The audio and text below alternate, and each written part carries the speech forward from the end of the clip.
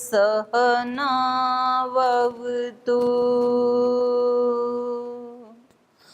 सहनौ भुनक्तु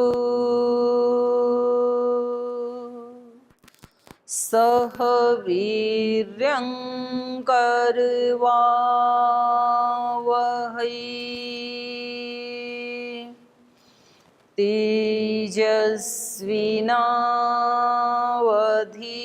तेजस्विनावधीतमस्तु मा विद्विषावहै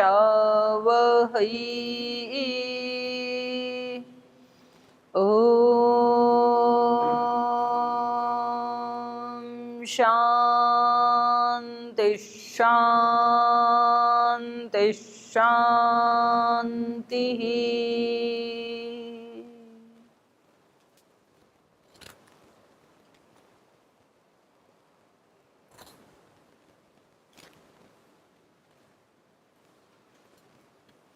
गीता का कर्म योग या कर्म फल कहें या कर्म योग कहें, उसकी चर्चा हम कर रहे थे। तो अभी तक क्या समझा हमने, अभी तक क्या चर्चा की है? इधर से बहनें बताएंगी पहले, नहीं तो मैं बोलती रहूँगी, फिर वो अपडेट नहीं हो पाएगा। अभी तक क्या चर्चा की हमने कर्म के बारे में?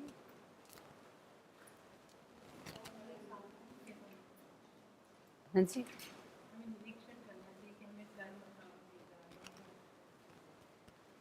हाँ जी, आप बताओ।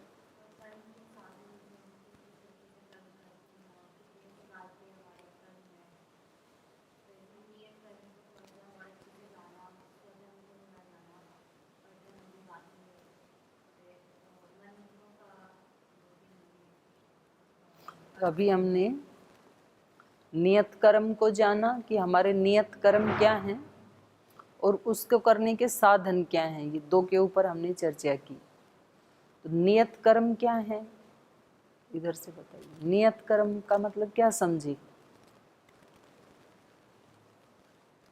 नियत कर्म, कर्तव्य कर्म, स्वधर्म, स्वकर्म, चारों एक ही बात है। उससे क्या समझे आप? मतलब क्या नियत कर्म माने क्या? जी बताइए शुक्ला जी। हाँ,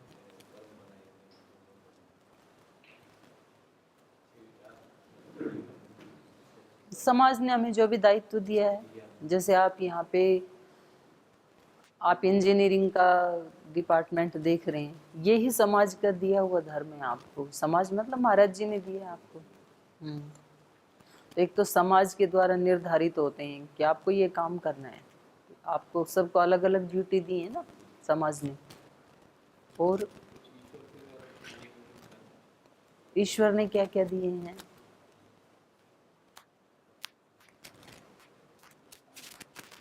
हाँ जी, पीछे से बताइए, कोई भी बताओ पीछे से। ईश्वर ने हमारे लिए क्या नियत किया है, क्या कर्तव्य कर्म है हमारा? हैं?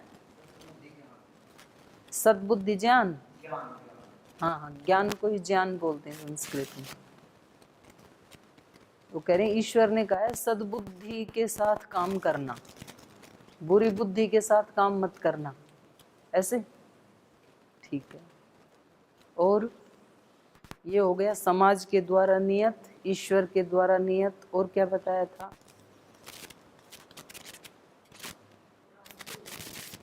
राष्ट्र के द्वारा। राष्ट्र ने क्या नियत किया है हमारे लिए?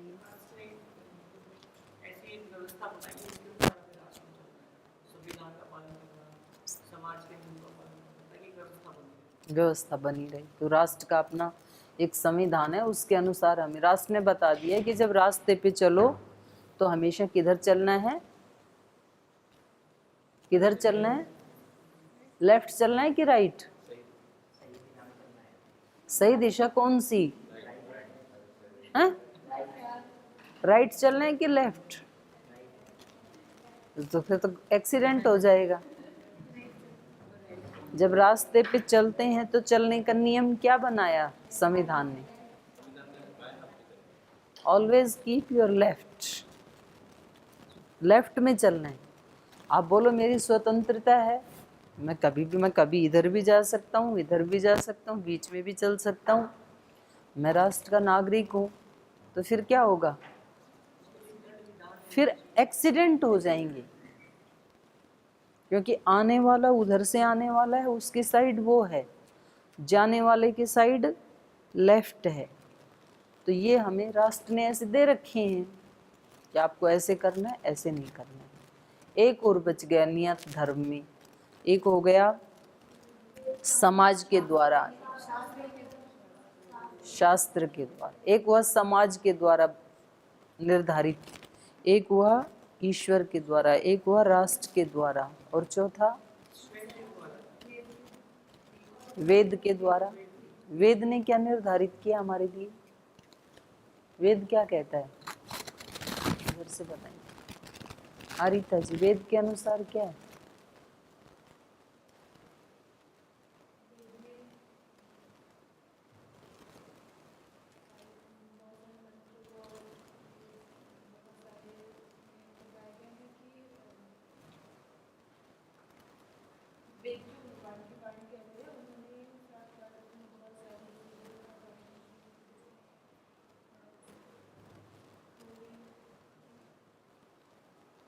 हाँ जी, संगीत वाली बहन का क्या नाम है?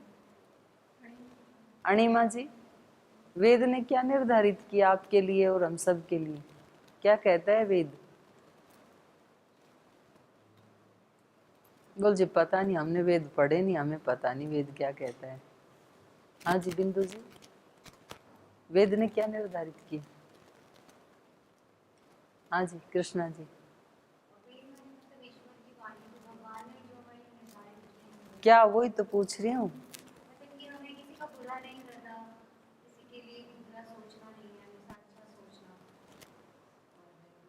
हाँ जी विभूति जी। रजनी जी। चारू जी।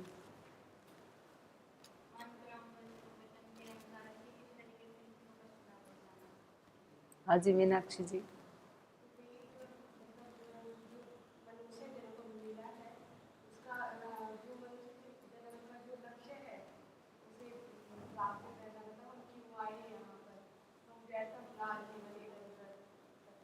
हाँ जी, इधर याद है किसी को वेद ने क्या निर्धारित किया? तुक्के मार रही हैं बहनें तो सारे। इधर याद है किसी को?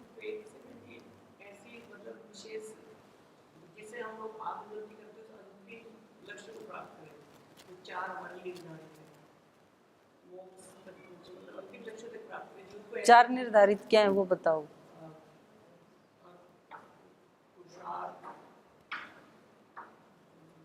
वेद ने ये बताया था कि 4 वर्ण आश्रम हैं। अब आप में से कुछ तो ब्रह्मचारी हैं, कुछ गृहस्थ हैं, वानप्रस्थी नहीं है, कुछ सन्यासी हैं।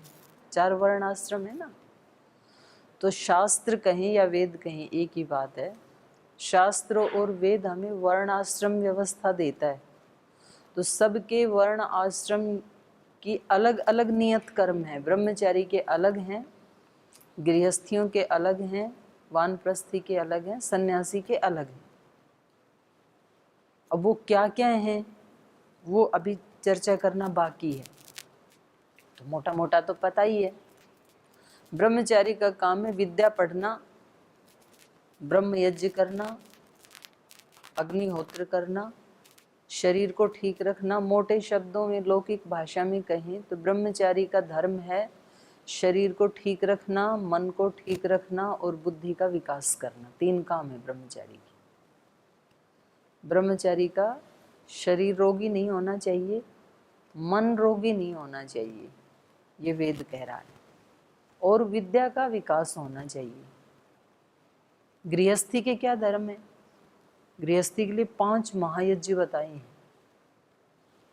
जो गृहस्थी हैं उनको भी शरीर ठीक रखना है और रोजाना उनको संध्या ब्रह्म यज्ञ जरूर करना है। भले ही वो 10 मिनट करें, 15 मिनट करें, और जो प्रार्थना आपको आती है वैसे ही करें, लेकिन जरूर करना, वो कर्तव्य कर्म है हमारा, ऐसे वेद ने बताया। क्योंकि थोड़ी देर भी यदि हमने आंख बंद करके और अपने से किसी बड़ी शक्ति से शक्ति नहीं मांगी तो गृहस्थ आश्रम फेल हो जाएगा। क्योंकि गृहस्थ आश्रम सबसे ज्येष्ठ और सबसे श्रेष्ठ है। बाकी के जो 3 आश्रम हैं वो गृहस्थ आश्रम के ऊपर डिपेंड हैं। ब्रह्मचारी भिक्षा का अन्न खाते हैं, वानप्रस्थी सन्यासी सबके लिए गृहस्थी ही कमाते हैं। तो गृहस्थियों को 5 महायज्ञ करने चाहिए।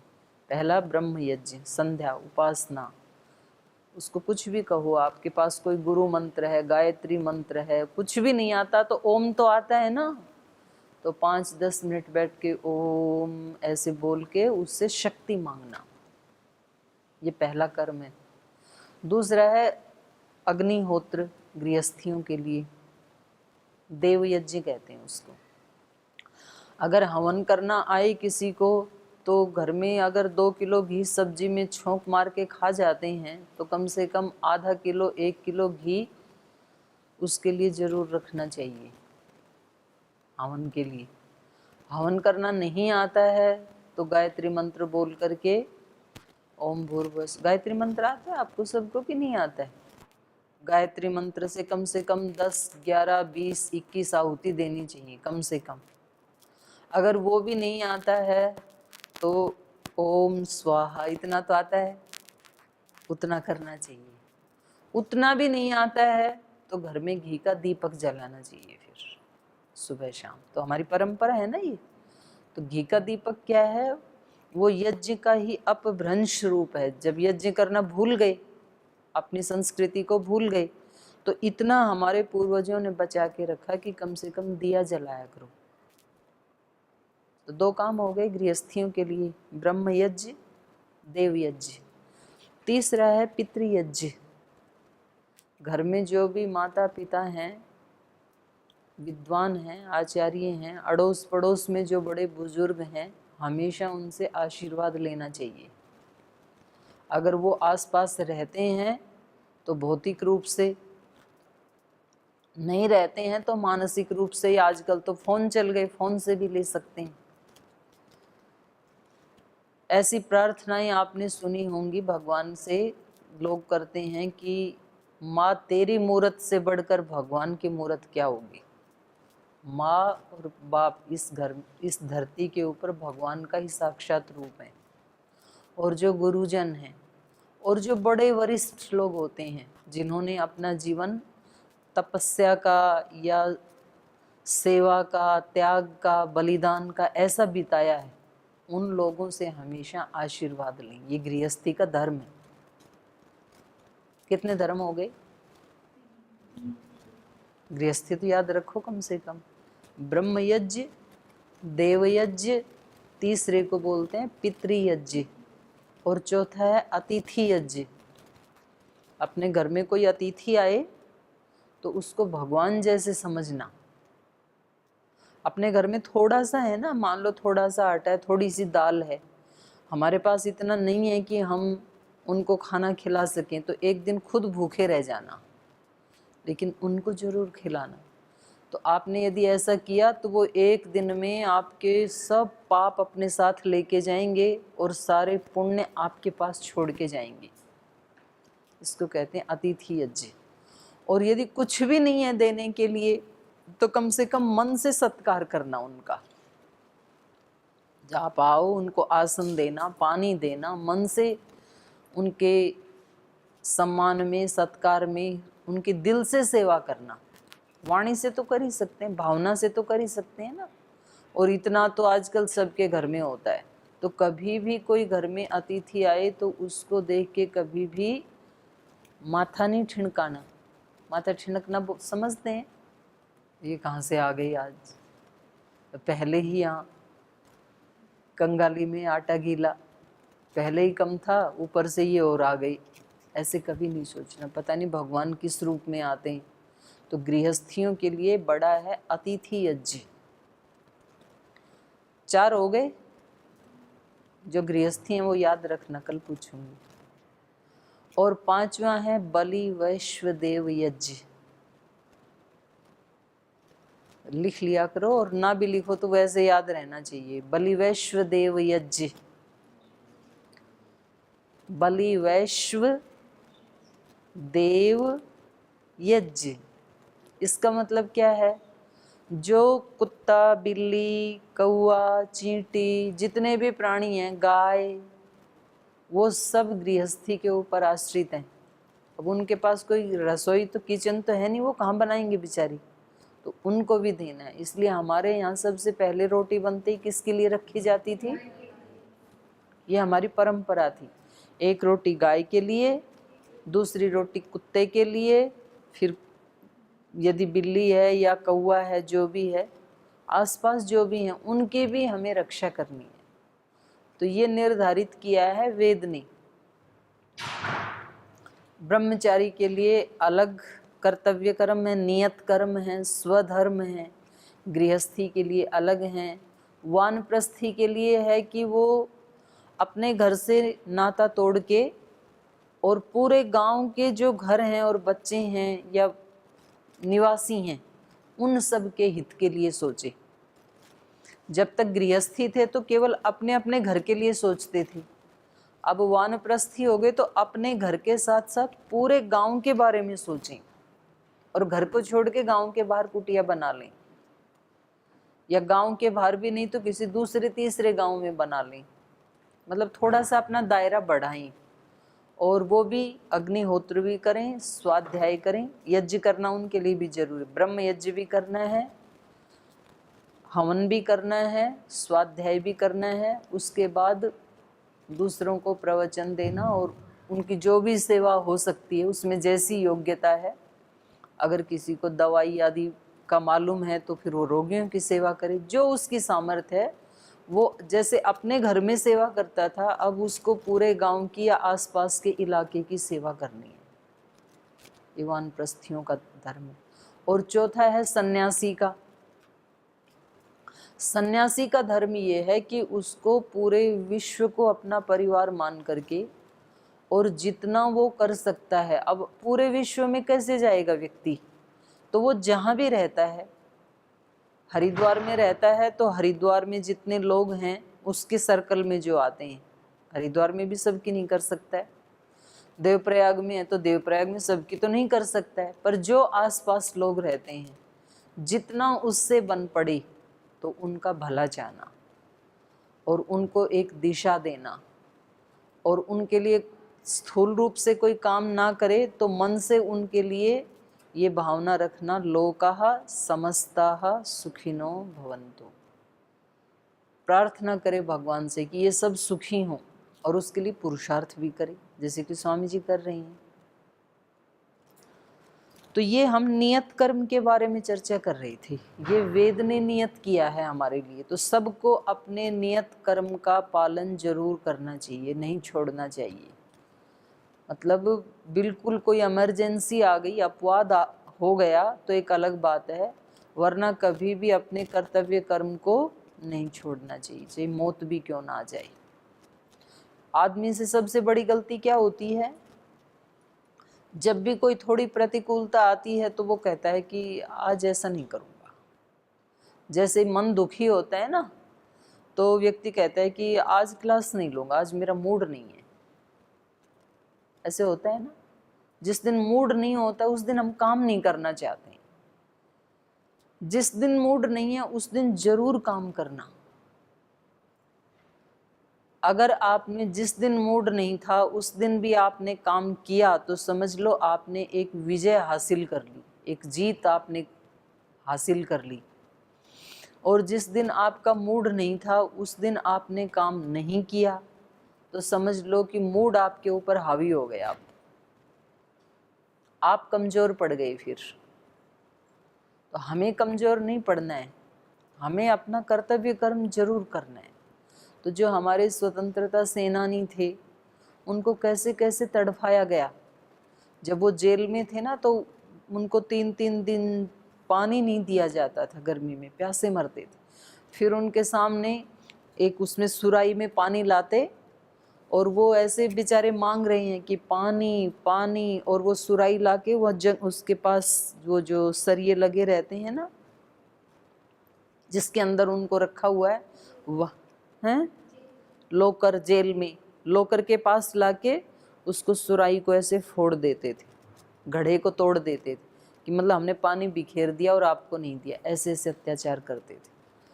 तो बोले अब बताओ तुम करोगे देश के लिए सेवा? बोले करेंगी। और ये तो जवानों की बात है, हमारे यहाँ तो छोटे छोटे बच्चे, वीर हकीकत राय का नाम सुना आपने? छोटा सा बच्चा था, पहले बाल विवाह हो जाते थे, तो 8-9 वर्ष की उम्र थी केवल। 8-9 वर्ष का बच्चा कितना होता है? बिल्कुल छोटा होता है। और अभी तो वो पाकिस्तान में चला गया स्थान, सियालकोट नाम था, वहाँ पैदा हुआ, बचपन में शादी होगी, इकलौता बच्चा था अपने माँ बाप का। और खेल खेल में वो जो है इस्लाम धर्म को मानने वाले जो बच्चे थे, उन्होंने उनकी दुर्गा माँ भवानी को गाली दे दी, उसने अल्लाह को दे दी। बच्चे ऐसे करते ही हैं, तुम्हारे क्या देवी देवता हैं, ऐसे बोल दिया। तो उन्होंने कहा भाई अपमान मत करो हमारे देवी देवताओं का। और बस इतनी सी बात जो है वो मुकदमा चला गया कोर्ट में। कोर्ट तो क्या होते थे, उन्हीं के हाथ में होता था सारा कानून। बाद ये मुल्ला मौलवी जो है वही चलाते थे। और चलते चलते वो एक से दूसरी जगह, दूसरे से तीसरे, तीसरे से चौथे, मुकदमा चलता ही रहा।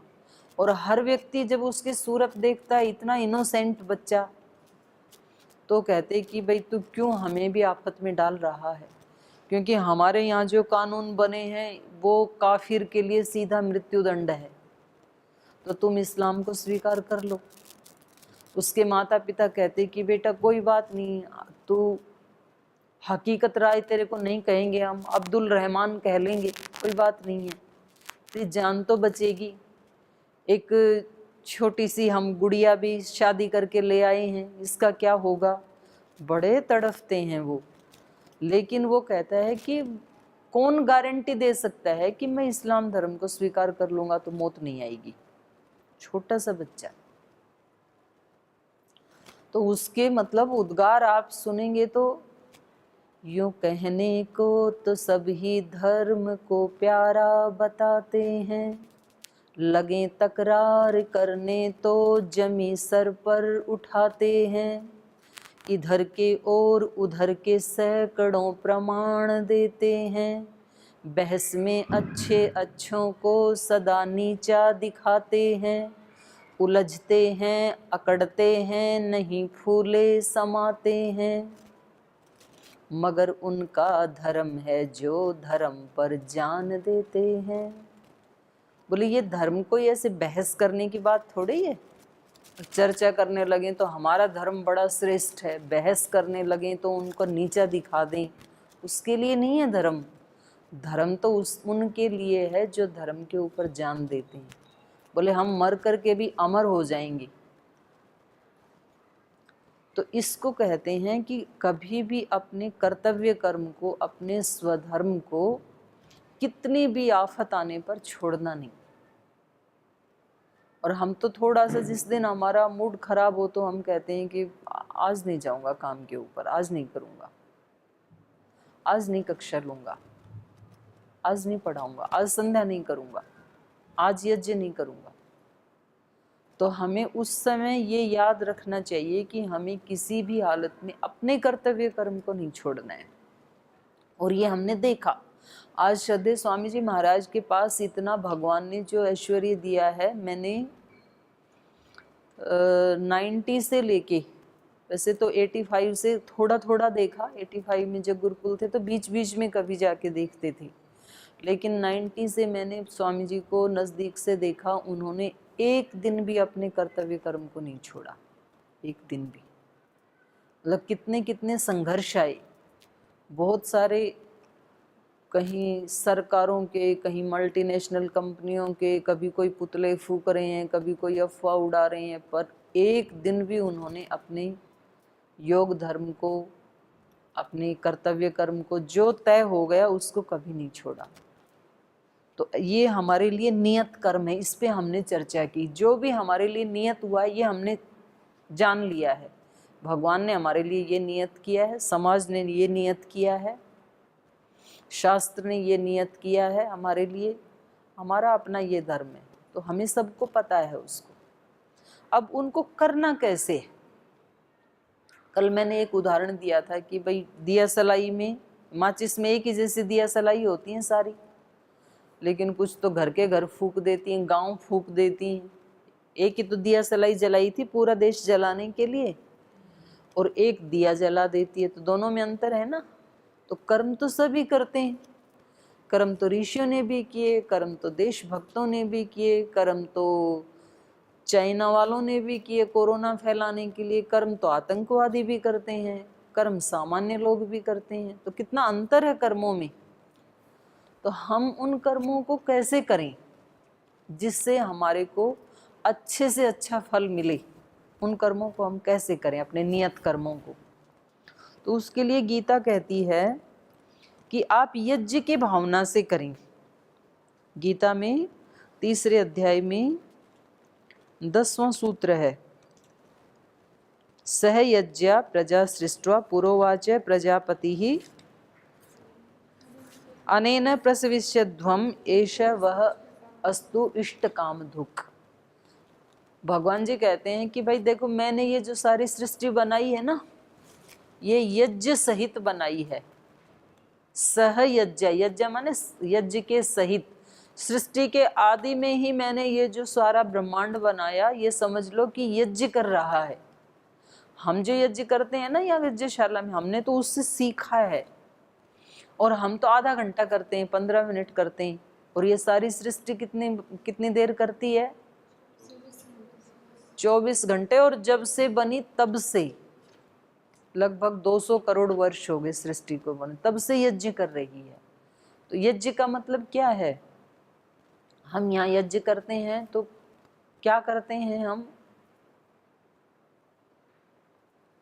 पहले ईश्वर स्तुति प्रार्थना करते हैं, दिव्य शक्तियों का आह्वान करते हैं कि हमारे अंदर दिव्यता बने। उसके बाद अग्नि जलाते हैं, उसके बाद आहुतियाँ देते हैं। तो उस अग्नि में अलग अलग देवताओं का नाम लेते हैं, वहाँ आहुति डालते हैं। इदम अग्नये इदन्न मम, इदम सोमाय इदन्न मम, इदम प्रजापतये इदन्न मम। ऐसे अलग अलग देवताओं को हम बुलाते हैं। जब अग्नि जलाते हैं ना, तभी हम प्रार्थना करते हैं, विश्वे देवा यजमानश्च सीदता। ये जो वेदी है, इसके चारों तरफ यजमान और सब देवता बैठें। तो कुछ तो दृश्य देवता होते हैं जो विद्वान होते हैं, सन्यासी होते हैं, ब्रह्मचारी होते हैं।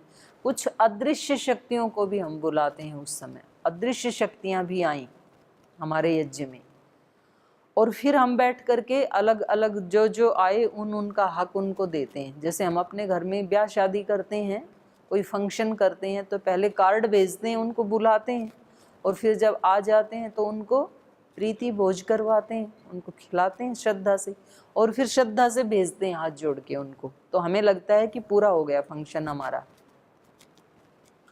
ऐसे ही यज्ञ में हम देवताओं को बुलाते हैं कि आप आइए हमारे यहाँ और हमें आशीर्वाद दे के जाएं, और उनको हम उनका हिस्सा देते हैं, आहुति देते हैं, घी, सामग्री, चावल जो भी बनाते हैं, मिष्टान्न बनाते हैं, फिर वो हमें आशीष दे करके जाते हैं।